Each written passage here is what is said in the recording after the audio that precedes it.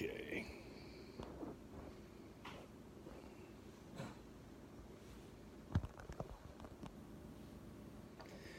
Give it a couple of minutes for folks to stream in. Hey, everybody, we're going live today again for the third time. This time we're going to be talking about the events and what the purpose was for all of them. In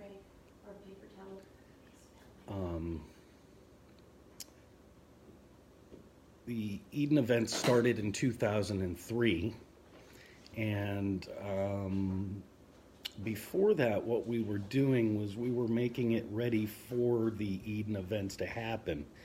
And what we were making ready was we were having gatherings, and there were a lot of gatherings going on during, from the time of 1997 to 2003, when we finally started coming together as a cohesive unit.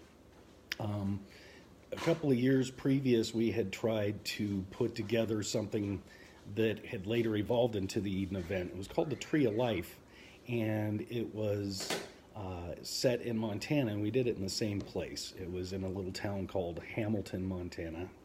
Hey, Barry Goldstein. How's it going, buddy? Anyhow, the first couple of times we got together as a group was in Montana, and the first Tree of Life that we had there was held in November, and it was about 45 people that came together. It was a couple of days. Hey, buddy, thanks. I got hair under my hat, though, not like you, Barry. All right, buddy. How's my little blueberry? All right, so the first Tree of Life thing we did in Montana was in 2000, and we were attempting what Michael was talking to Joe about, getting the masters together in oneness and bringing them to a point where we can be at cause. And Joe wasn't exactly clear on what we were doing, so he just sort of ad-libbed, and it kind of turned out pretty good. The next year we did it outdoors at the same place in Hamilton, Montana. We had a few people speaking and doing different things, mainly surrounding what we were doing. We were still trying to figure out what we were doing. Then in 2001, we had attempted it again, and Michael gave him a little more information as to what we were to do as a group, but not enough. And so this was 2001. We had about 80 to 90 people in Montana, and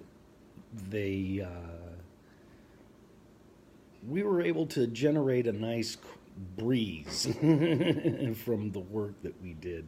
We felt this warm breeze come over us that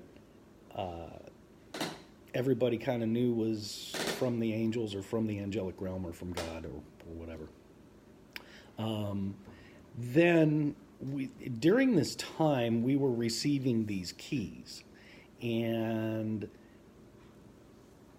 what was really going on was, in order for us to receive the seventh key, we were getting these in succession.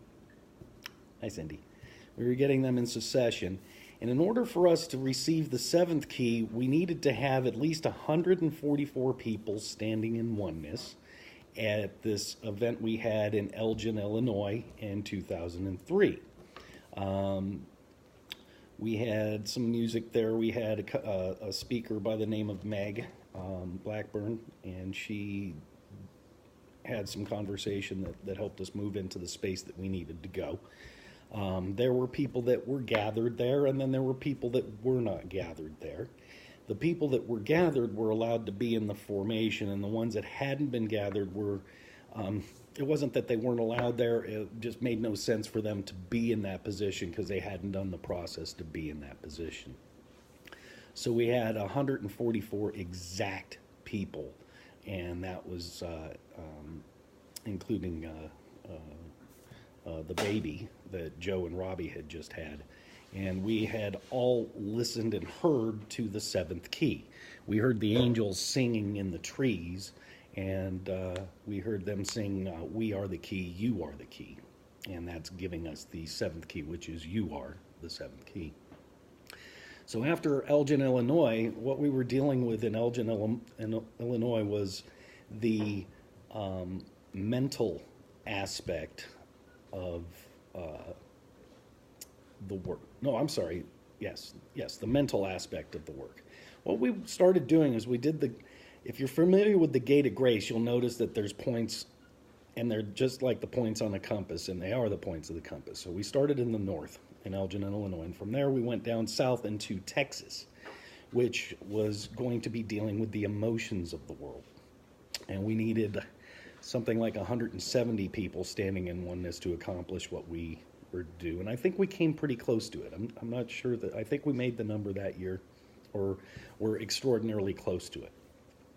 And we dealt with the emotional aspect. And boy, did we deal with the emotional aspect, because some of the processes that we did at the event in Austin, Texas, which was down at the second event down in Austin, Texas, which was the spot of Sardis. The first spot being of Laodicea. Oh, buddy. Barry says he remembers that, lots of emotion. A lot of people haven't been back because of the emotion that had come through. We did a process called Lifeboat, and it really gave us an idea of who we were and how we do things and how we approach things, and it was interesting, to say the least. I had some emotional issues too. Everybody did back then. So the year after this, after Austin, Texas, we moved up to Hiawassee, Georgia, which is the red position if you're going backwards in the gate, okay? And that was the church, the Smyrna position. I'll take it off for you, buddy. Barry says, I'd come back, but your hat scares me. Anyhow.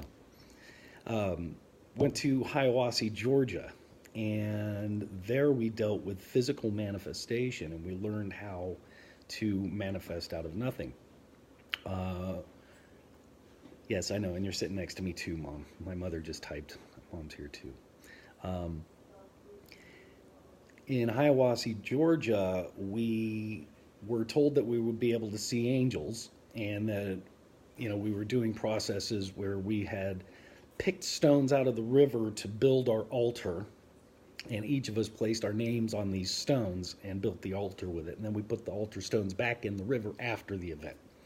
Anyhow, we went through some processes of manifestation during that time at the Hiawassee, Georgia event, and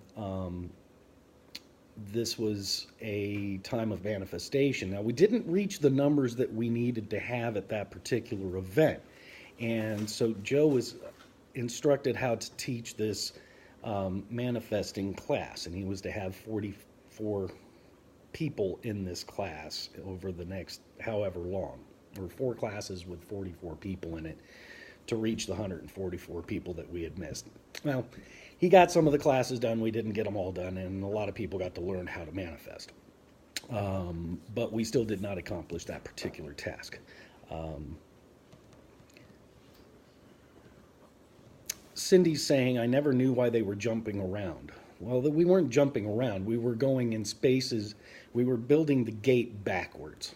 So, which I suspect has something to do with what Gabriel said in a December 2002 visit, where he said, it will take much to untwist that which was twisted. So we're going backwards in the gate. Anyhow, so we're still in Hiawassee, Georgia, dealing with the physical aspect of manifestation. I had a lot of really cool epiphanies. That's where Joe started doing the blessing at the event. There was about 160 or 170 people there, and it took quite a while for one person to do all that.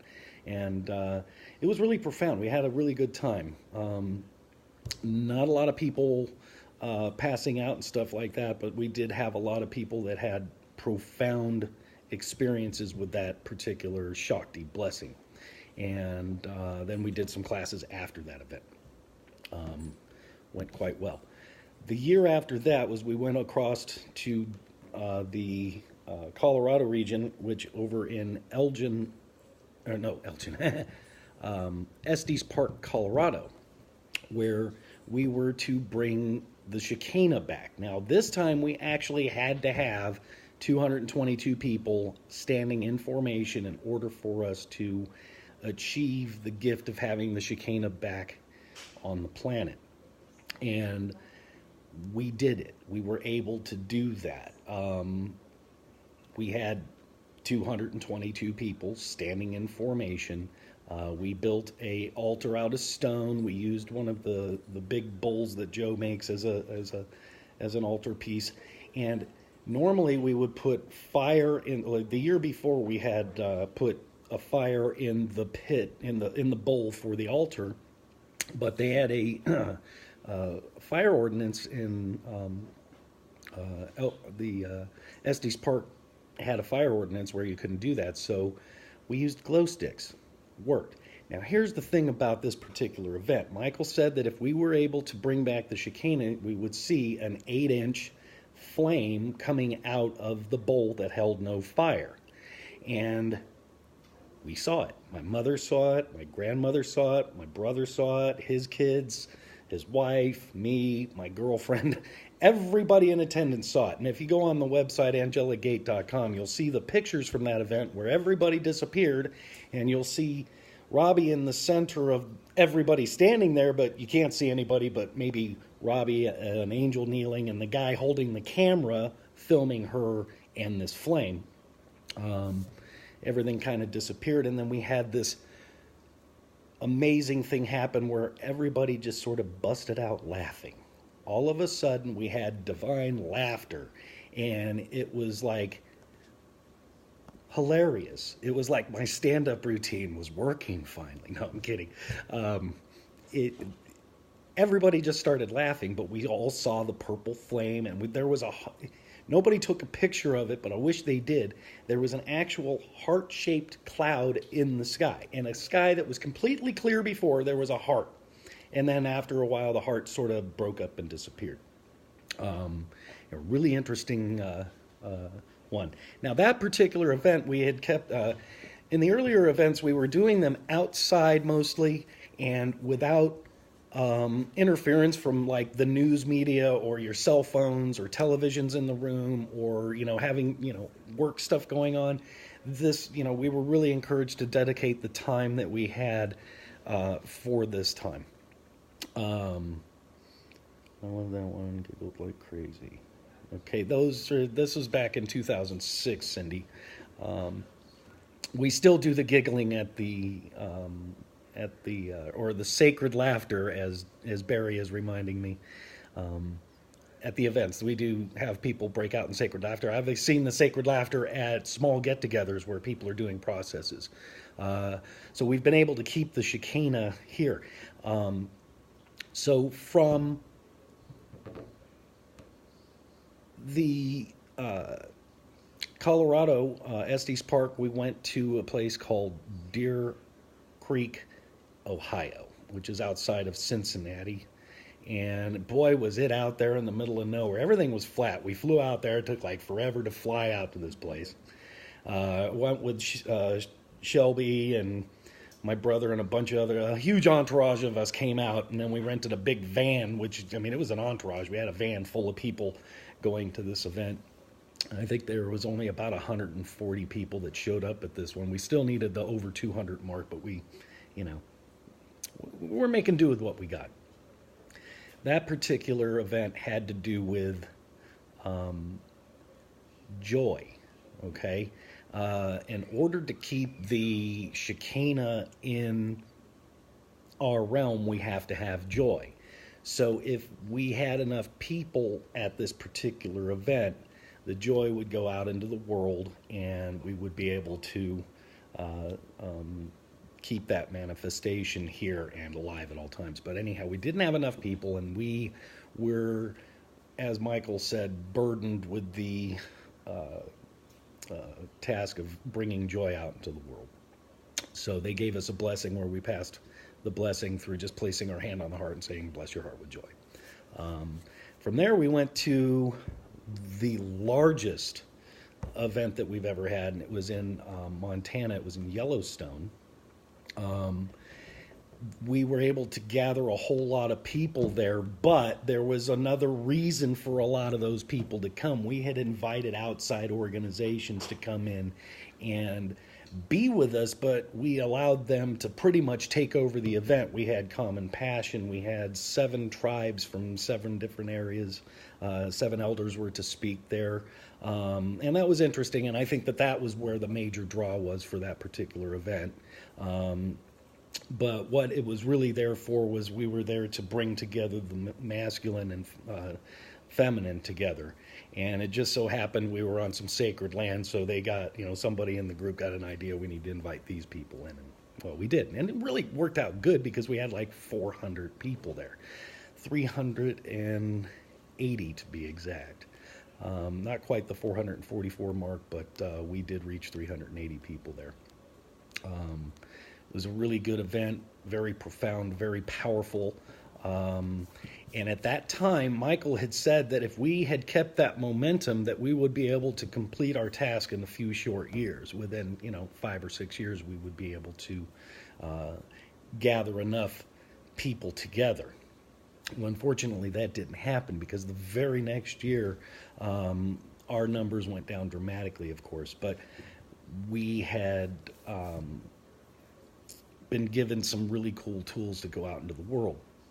You see, if you notice, there's a theme for each one of the spots that we had done for the initial 9 Eden events. I'm not there yet. I'm only at Yellowstone, which is something like 5.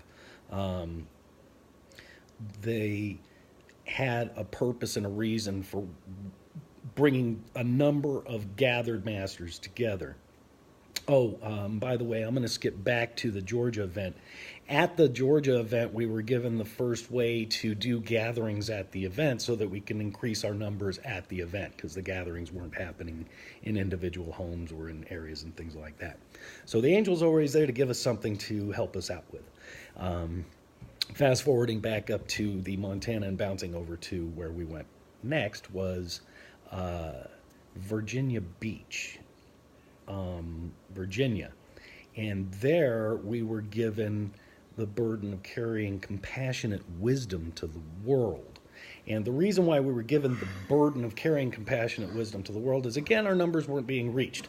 We had like 130 people at this particular event. We needed at least 222 people to get that compassionate wisdom out into the world so that, we can bring the world's leaders back to sanity. Subsequently, it was right around the time that Obama was elected, and Georgia had been getting beaten up by not the state Georgia, but the country of Georgia was getting beat up by the Soviet Union or the Russians, and the world stepped up and said, no, we're not doing that anymore. So we had some effects, and we were given this yet another blessing to give to people that we would come into contact with. Another simple place your hand on the heart type of blessing, but it was the people that were at the event that were able to pass this out to the other people so that we can get it out and as far as we possibly could. And from there we went to all the way back across the United States to Reno, Nevada, where we weren't really given something to take out into the world. We were creating something that would affect the world. We created a bowl, an altar bowl, out of people. I mean, it was like one big group hug. If you were there, and I know a lot of you, a couple of you people were there. I know Barry was there. They put me right next to him, and I'm still going to therapy from that, Barry. Thank you. We created this thing where we turned ourselves into a bowl, and nobody was swaying, but all of a sudden, everybody started swaying in this circular motion. And Joe came in with the people that he had in place doing their job that they were to do. We were in a hotel at the Pepper Mill in Reno, Nevada. You can go there to the Pepper Mill in Reno, Nevada, and you can feel this energy emanating from their banquet room. It's still there. I was there less than a year ago. Still feels exactly the same. Anyhow, so we're doing this thing where over a period of time, 4 days, we're building up this energy. We build this bowl with people. We're all wearing white shirts.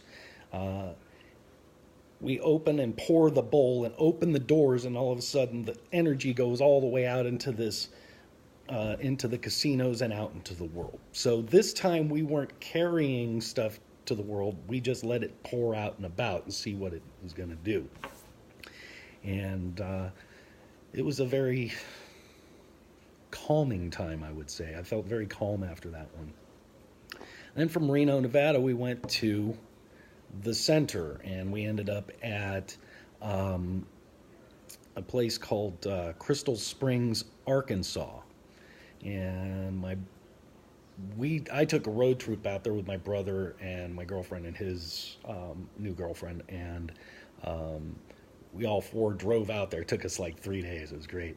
Anyway, we get out to this event in Crystal Springs, Arkansas, and food was outstanding for one. The water was the best I'd ever tasted in my life. And the purpose for this one is this is the last of the Eden events, okay? At this particular one, it talks about in the revelation that Joe has is that the angels poured their bowls into the ground, the sky, into the air, and Michael's sword was thrust into the ground and Gabriel's trumpet was sounded. And that's what happened at this particular event, was Michael's sword was put into the ground and Gabriel's trumpet was sounded. What does that mean? Not really sure. We're still finding out. After that, we were given these, at that particular event, Joe was given a scroll where he was to tear up into little pieces and give us a piece of this scroll for us to eat. Now, it's from a story in the Bible that where the person that was eating this scroll, it was bitter to their taste. Well, for me, it was kind of sweet. I don't know what it was for other people, but that's how it was for me. And then we had these leftover pieces from the scroll, and Michael asked Joe to put them together and translate it. Well, about 3 or 4 months later, he did get around to translating it, and basically he was the thing read something to the effect that, holy, holy, holy, blessed are you, high priests and high priestesses, and priests and priestesses, and gathered together each year in great numbers, so that you can grow that you can bring about the Eden that yet grows beneath your feet. So they were encouraging us to come together every year. You see, the reason they want us to come together every year is because when we do this, it creates an energy, and we can do stuff with that energy. Now, I wish we can do it where, you can have a group over here and a group over there and a group over there. It just simply won't work that way. There have been people in our groups that have tried that. We have these global meditations and people participating around the world. But Michael has always reminded us that those that gather the most warmth are closest to the fire. So, it's like me, I want my marshmallow toasted, so I'm going to be right there at the fire, and it's not like, it's just what I feel like doing. I encourage you to do the same thing if you can.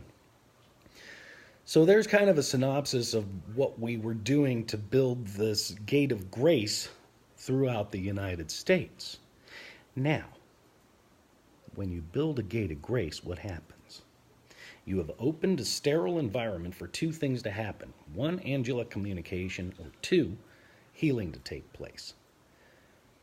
I'm not sure how open the entire United States is to angelic communication, but we are one of the highest, statistically, highest ranking places in the world that believe in angels. That's a pretty cool thing. But the main thing is it's also used for healing. And boy, do we need some of that here. Now, if you've noticed, we've had some healing crisis happen in the last few years. And I feel that that's because that's where we're going with it. In order for us to move forward, the veil has to be lifted. And once the veil is lifted, sometimes it ain't pretty. And lately, it ain't been pretty. So we can, kind of have an idea of where we want to come from and go to. the world around us happens because of what's going on inside of us. Michael said one time that the wars in your world are no different than the wars going on inside of each and every one of you. We're all in the fight of our lives. And for me, before I met Joe or got introduced to the book or the other people, because I was praying for truth and guidance. I asked for this, and I'm pretty sure you did too, because you're involved. Now, here's the thing. Michael said that many are chosen, few will choose. Well, who are the chosen ones? Well, it's kind of been my inkling that if you're exposed to this work in any way, shape, or form, you've been given an opportunity to make a choice. So there's your answer to that. You've been chosen. If you've been exposed to this work, you've been chosen, you've been called, you've been invited. They're only going to do it once. They're not going to keep going, oh, we need you to choose again this year. You can choose anytime you want. You can choose to stop. You can choose to go. But I feel that the more of us that come together each year in these events, the larger the amount of energy we can utilize to help ourselves become who we want to be. This is the whole thing, is becoming this person that is a useful member of our world, not just our society, but the world as a whole. We're stewards of this planet. We've got air that needs to be taken care of. We have water that needs to be taken care of. And we have land that needs to be taken care of. And we have the people and the animals on the earth that need to be taken care of. So, we can keep going the way we're going and keep getting what we're getting. War, famine, hatred, all of the Satan things that come with having the Satan on our planet. Or we can raise ourselves up to a different level, and our vibrations won't allow those things to happen any longer. So that's why there's a lot of reasons why I choose to go to the events every year, without fail. And pretty much I think I do this every day, all day long during the year. But one of the things that I'm concerned with on the events, or a lot of people think that, I've gone to 10 events, I went to 13 events, I went to 5 events, and, I think I did my fair share. Well, that's all fine and dandy and everything. What's happening, though, is each time you go, you raise your vibration up higher each time. You reach a different plateau. No, you haven't quite arrived. Now, there is probably no arriving because you're already there. What we're really looking to do is create heaven on earth. And as it's stated within the Sevens a lot, we're creating a world that works for everyone. And we're only doing this 4 days in the year. So during those 4 days, if we have outside teachers come in, well, we're not learning what the angels gave us. We're learning what the outside teachers are giving us and kind of diverting us from what the angels are giving us. And I would encourage us to go ahead and really start looking at what they've given us over the years. And when you start applying it in your life, see what it does. I can't tell you what it's going to do because I don't know. What I can tell you is when I apply these things in my life, I get results that I'm desiring. What I would like to see is a lot of people that haven't been coming to the events come back to the events, but the ones that have been coming to the events, invite your friends. Go home and gather them. Give them the free online book, Blessings, Gifts, and Deeds, Building Your Celestial Mansion in Paradise. It's on AngelicGate.com, it's on thegrandgathering.com, and it's on beatpeace.com, or excuse me, beatpeace.net. It's a very important piece of information, and what it does is it gets you primed and ready to go. Helps you decide whether you want to choose. And I got an idea. You're going to choose a world that works for everyone. How does that look? We don't know. We haven't created it yet. We're in the middle of doing that. It's been about 23 years that we've been given information. And during these times, we've had trials and tribulations. People come, people go. We were told about that in the Revelation. Michael said in the Revelation that there were people that would be showing up in the events in the beginning, and then they would no longer. And some of them would come back, and some of them would not. And that's okay. We need 144,000 people. And in the beginning of this, we had a handful of people, like 60, 70 people. We don't need that many. We need a lot more. So, we're not talking about, famous people or people to hold up on a higher than where you're at standard. you guys are the masters. You guys are the ones that are going to create this vibration on the planet. And the people that have come before did the stuff, so they laid the groundwork for you guys to be able to do what you're doing today. So a lot of the things that we went through back then, you're not going to have to go through, which is pretty cool, because some of it was fun and some of it was the opposite of fun. So, yeah, I think I covered the events, and I think that I got the point across is how important it is for you to be there. Now, I don't know what's going on in your life. I know what was going on in my life each year when these events were coming up. I had no idea where I was going to come up with the money for the airfare, or the driving fee, or the fee to get into the place, or the money to eat when I got there, or any of that stuff. I didn't know where I was going to get it. I didn't have, there were times in my life I didn't have a steady income. There were times that I could go to the event without having help, and there were times that I could go to the event and I needed help. Or I put it in my heart that I wanted to be there, and circumstances allowed me to be there. This is a living, breathing thing that we're dealing with, the universe. It's not mad at you about anything. And, everything is a miracle, but I would like you to concentrate more on the miracle that you are, so that you can see in your own life, and don't get all up about it. You don't need to point out every time a miracle happens. Who cares? They happen all the time. It's a miracle the sun shows up every single day, and it's a miracle that it goes away every single day. It's a miracle that a child is born about every minute. And it's also a miracle that someone goes home about every second. We have miracles in our life all the time. We can create the biggest one. It's the discovery of yourself, of how perfect, whole, and complete that you are. Lift each other up. Bring each other to the point, just because you see that there's a potential to create revenues from what you learn with this, go ahead and do that to bring yourself forward, but don't do it in such a way that you're going to be moving, knocking someone over. Bring yourself up and bring others with you. If you look at the teachings that Michael has been giving us, it is to empower you, to encourage you, and to help you understand that you are all you need to be. Yet we still keep searching outside of ourselves for those things that we have.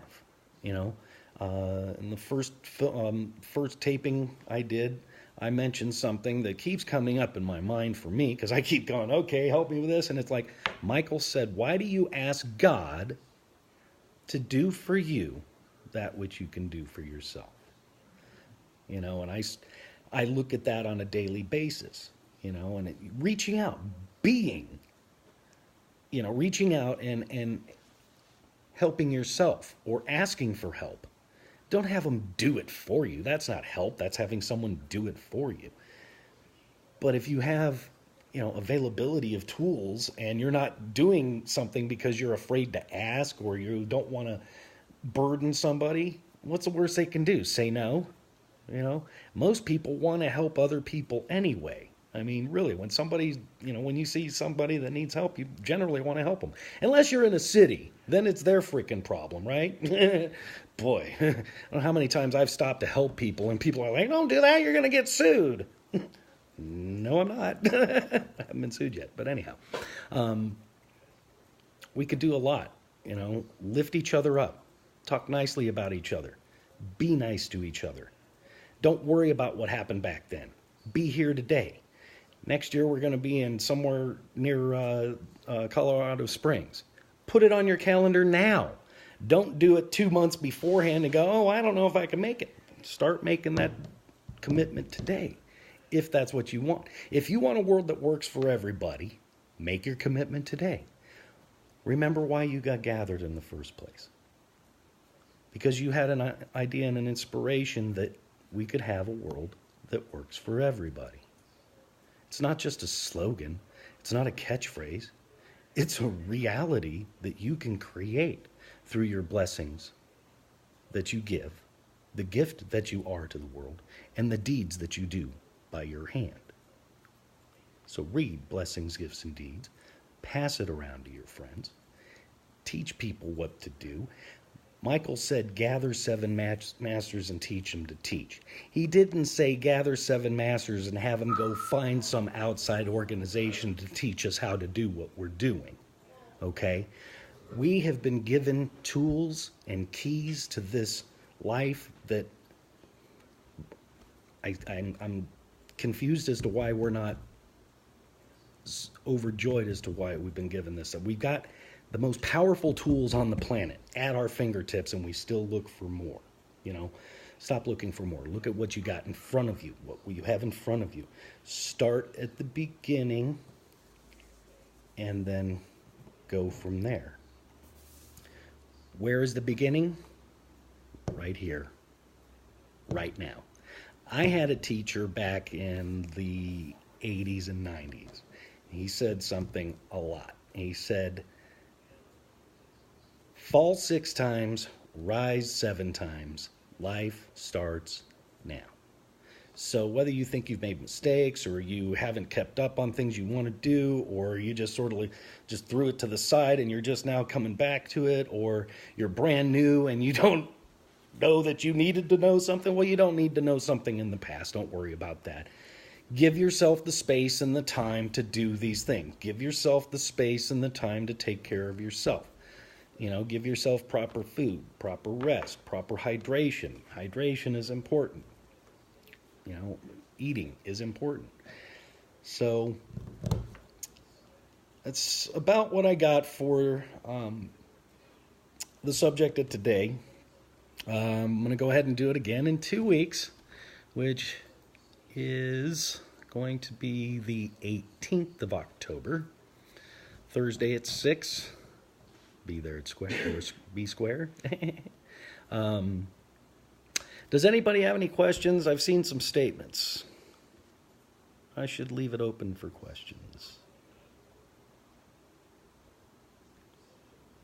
You see my finger here, it's because I'm scrolling.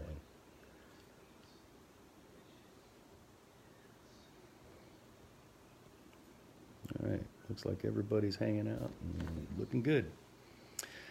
All right, well, for those of you viewing this that weren't in the live chat, just type your question down in whatever the box is down below where this video is, and I'll probably see it and I will answer it. Where is this year's event at yet? We haven't got a definitive place, but we do have an area. It's going to be either in the Denver metro area or in the Colorado Springs area.